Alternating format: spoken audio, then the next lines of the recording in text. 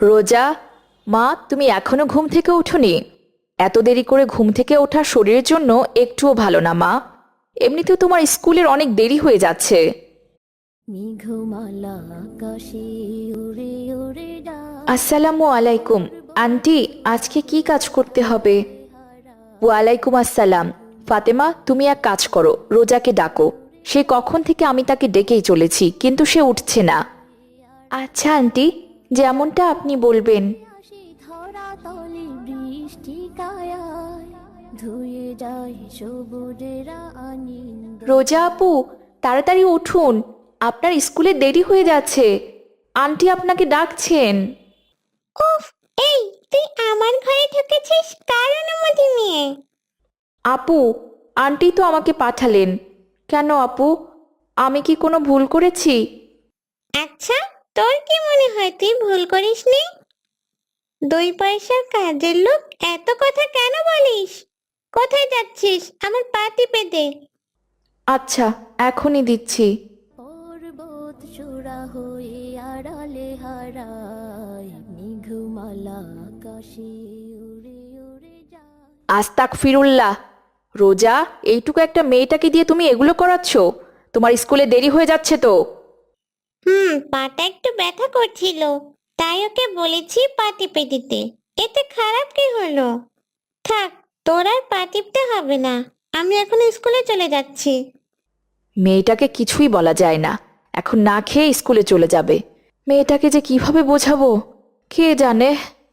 ধুয়ে যায় সবুজেরা আনন্দ, তাই মেঘমালা আকাশে উড়ে উড়ে যায়, পর্বত চূড়া।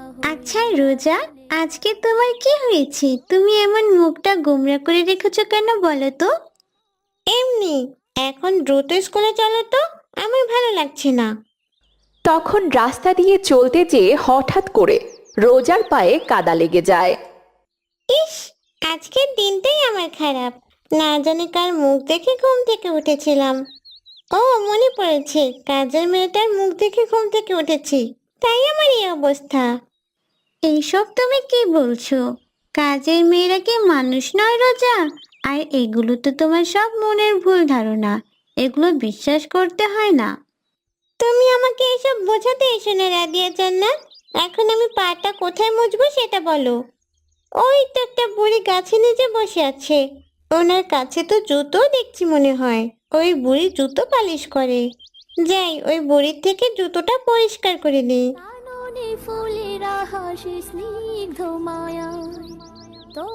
কিন্তু উনি কি তোমার জুতো পরিষ্কার করতে চাইবেন? কেন চাইবে না? বিনিময়ে আমি তাকে টাকা দেব। এইসব গরিব লোকেরা তো টাকার বিনিময়ে সব করতে পারে। আচ্ছা চলো তবে। বাহারি শোভা। আসসালামু আলাইকুম বুড়িমা, আপনি কি জুতো পরিষ্কার করে দিতে পারবেন? ওয়ালাইকুম আসসালাম। হ্যাঁ মা, আমি তো জুতো পরিষ্কার করতেই এখানে বসেছি। দাও, তোমাদের জুতোটা এগিয়ে দাও। রোজা তখন বুড়ির হাতের ওপর তার পাটা তুলে দিল। এই রোজার কি হয়েছে? হে আল্লাহ, বুড়িমা কত বয়স্ক, তার গায়ে পা লাগালেই তো গুনাহ হবে, আর ও তো ইচ্ছে করে পাটা তুলে দিল। দ্রুত হাত চালান, নইলে আমরা তাড়াতাড়ি স্কুলে যেতে পারবো না। হ্যাঁ, এই তো হয়ে গেছে। মা, তোমার পাটা বাড়িয়ে দাও, তোমার জুতোটাও পরিষ্কার করে দেই। কিন্তু বুড়িমা, আমার জুতো তো পরিষ্কার আছে। উনি যখন চাইছে তখন তুমিও পরিষ্কার করে নাও না। একটা জুতো বেশি মুছলে তো 2 টাকা বেশি পাবে। রোজা, এভাবে বলো না। উনি তো আর অসৎ কিছু করছেন না। উনি মানুষের কাছে ভিক্ষা চাওয়ার বদলে এভাবে কাজ করে টাকা চাইছেন, এতে খারাপ কি? মাশাল্লাহ, মেয়েটা খুব ভালো। এইটুকু বয়সে কতটা ভদ্রতা শিখেছে, গুরুজনদের কতটা সম্মান দেয়।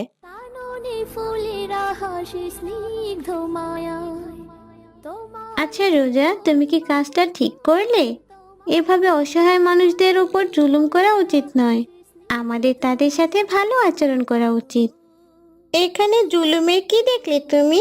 আচ্ছা বাদ দাও, আমার এগুলো শুনতে একটু ভালো লাগে না। পাহাড়ি সারি সারি গাছের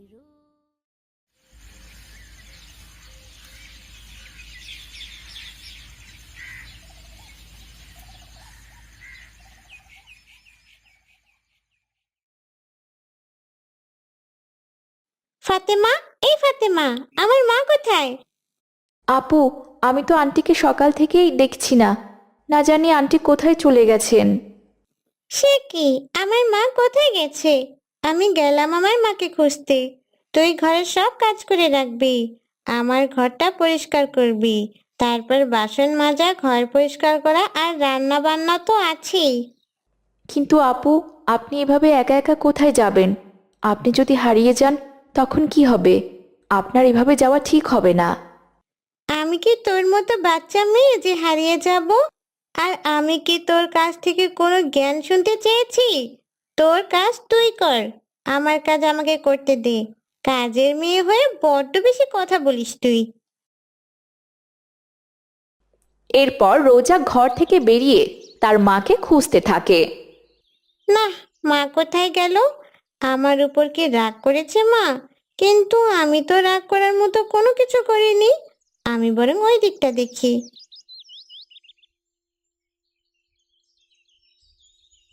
রোজা নিজের মাকে খুঁজতে খুঁজতে হঠাৎ করে সে নিজের রাস্তা হারিয়ে ফেলে। হে আল্লাহ, আমি কোন রাস্তায় চলে এলাম? এখন তো আমি কোনো রাস্তাই চিনছি না। আমি ঘরে ফিরবো কি করে? যত দোষ সব ওই ফাতেমার, ওর জন্য এমনটা হয়েছে। আজকে ঘরে ফিরে ওকে তো অনেক মারবো। পাজি মেয়েটা যা বলে তাই সত্যি হয়ে যায়। না না, এটা তো হতে পারে না। আমি এখন কোথায় যাই, কি করি? ফাতেমা, রোজা কোথায়? আজকে ওর জন্য অনেক কিছু কিনেছি। মেয়েটা এগুলো দেখলে অনেক খুশি হবে। কিন্তু আন্টি, ও তো আপনার খোঁজেই বেরিয়েছে। সে কি, আমার খোঁজে বেরিয়েছে মানে? ওইটুকু মেয়েটা একা একা ঘর থেকে বেরিয়েছে? শহরের এতগুলো অলিগলি রাস্তা, ও কি রাস্তা চিনে বাড়িতে ফিরতে পারবে? হে আল্লাহ, তুমি আমার মেয়েটাকে রক্ষা করো। আমার এখনই ওকে খুঁজতে বেরোতে হবে। কতদিন গেছে, আমি কত খাবার নষ্ট করেছি, ফাতেমাকেও খেতে দেইনি। সব সময় বলতাম ও কাজের মেয়ে, ওর এত কেন খিদে পায়। কিন্তু আজকে আমি বুঝতে পারছি খাবারের মর্ম কতটা। খিদের যন্ত্রণায় আমি আর হাঁটতে পারছি না। আরে, এটা তো সেই অহংকারী মেয়েটা। এভাবে রাস্তায় ঘুরছে কেন? মেয়েটার মুখটা কেমন শুকিয়ে গেছে। এ কি, এই বুড়িটা আবার এদিকে আসছে কেন? মা, তুমি এখানে কেন? তোমার কি হয়েছে? আমি আমার বাড়ির রাস্তা ভুলে গেছি, তাই তো আমার বাড়ির রাস্তা খুঁজছি। কিন্তু আপনি এখানে কেন? আপনার তো রাস্তায় থাকার কথা। আর আপনি এই বাড়ির সামনে কি করছেন? আমি রাস্তায় বসে জুতো পরিষ্কার করি। তাই বলে কি আমার ঘর নেই মা? আমারও তো একটা কুঁড়ে ঘর আছে, যেটার সামনে তুমি দাঁড়িয়ে আছো।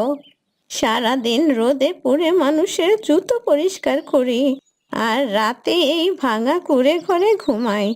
চলো আমার গরিবের কুঁড়ে ঘরে। আপনি কি বলছেন জানেন? আমি কত বড় লোকের মেয়ে, আমার বাবার বাড়ি গাড়ি সব আছে। আর আমি কিনা আপনার মতো জুতো পরিষ্কার করতে থাকা এক বুড়ির কুড়ে ঘরে যাব? কখনই না। তুমি না যাইতে চাইলে আমি তোমাকে জোর করব না, কিন্তু একটু পর অন্ধকার নেমে আসবে। তখন তুমি একা এখানে দাঁড়িয়ে থাকলে তোমার যে কোনো বিপদ হতে পারে। আমার অন্ধকার খুব বেশি ভয় করে, আমি অন্ধকার সহ্য করতে পারি না। আমি আমার বাড়িতে ফিরতে চাই।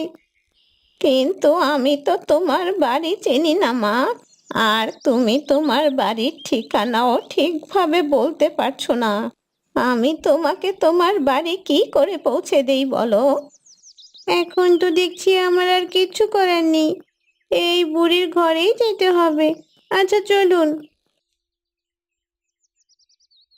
এরপর রোজা সেই বুড়ির ঘরে আশ্রয় নেয়। তখন রোজা দেখে বুড়ি শুধুমাত্র পানি খেয়ে দিন পার করছে। আমি ছোট বড় সবার সাথে অনেক খারাপ আচরণ করতাম, কিন্তু আজ বুঝতে পারছি দুনিয়াটা কত কঠিন। পর্বত চূড়া হয়ে আড়ালে হারায় নিঘুম বুড়িমা, ও বুড়িমা, তোমার জন্য খাবার এনেছি। আরে বোকা মেয়ে, তুই আবার কষ্ট করে এলি কেন? রোজ রোজ তুই এগুলো করিস, তোদেরই জোটে না, আবার আমার জন্য খাবার আনিস। এ কি আপু, তুমি এখানে?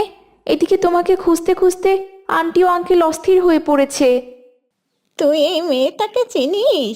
মেয়েটা কোথা থেকে এসেছে সেটা বলতে পারছে না, তাই মেয়েটাকে আমার ঘরে রেখেছি।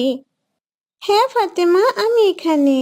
আর আমি যদি আজকে এখানে না আসতাম, তাহলে আমার ভুলগুলো কখনোই বুঝতে পারতাম না। সবকিছুই মহান আল্লাহ তাআলার ইচ্ছা। আমাদের বাড়ির ফেলে দেওয়া খাবার এনে তোমরা এইভাবে সবাই ভাগ করে খাও, অথচ দেখো আমি তোমাকে এটাও দিতে চাই না। কতটা জুলুম করেছি তোমার উপর। শোন রোজা মা, কখনোই কারো উপর জুলুম করতে নেই। মহান আল্লাহ তাআলা উত্তম পরিকল্পনাকারী। তিনি না জানি কখন কার দরজায় কাকে পাঠান, কার বিপদে কাকে প্রয়োজন হয়, সে তো শুধু মহান আল্লাহ তাআলাই বলতে পারেন। কারণে অকারণে আমি ফাতেমার উপর অনেক জুলুম করেছি। আপনি অনেক বয়স্ক একটা বুড়ি, এর পরেও তো আপনার সাথে আমি অনেক খারাপ আচরণ করেছি। তুমি তোমার ভুল ঠিক সময় বুঝতে পেরেছো, এতেই আমরা সন্তুষ্ট। তোমার হয়তো জানা নেই, আমাদের প্রিয় নবী হযরত মুহাম্মদ সাল্লাল্লাহু আলাইহি ওয়াসাল্লাম জুলুমের সম্পর্কে বলেছেন, মুমিনগণ যখন জাহান্নাম থেকে নাজাত পাবে, তখন জান্নাত ও জাহান্নামের মাঝখানে একটা পুলের উপর তাদেরকে আটকে রাখা হবে। তখন পৃথিবীতে একের প্রতি অন্যের যা যা জুলুম ও অন্যায় ছিল, তাদের প্রতিশোধ গ্রহণের পর তারা পরিচ্ছন্ন হয়ে তারপর জান্নাত পাবে। আসলে বুড়িমা, আমি সত্যি অনেক বড় ভুল করে ফেলেছি। আমি সবার উপর জুলুম করেছি। রাদিয়া জান্নাত আমাকে সবসময় বোঝাতো, কিন্তু আমি ওর কথা একটুও বোঝার চেষ্টা করিনি। ওর সাথেও খারাপভাবে কথা বলেছি। ফাতেমা, তুমি আমাকে বাড়িতে নিয়ে চলো। আমি এরপর থেকে আর কখনই এমনটা করব না। আর তোমরা আমাকে ক্ষমা করে দিও। রোজার কথা শুনে ফাতেমা ও বুড়িমা অনেক খুশি হয়। এরপর তারা তাকে বাড়িতে পৌঁছে দেয়।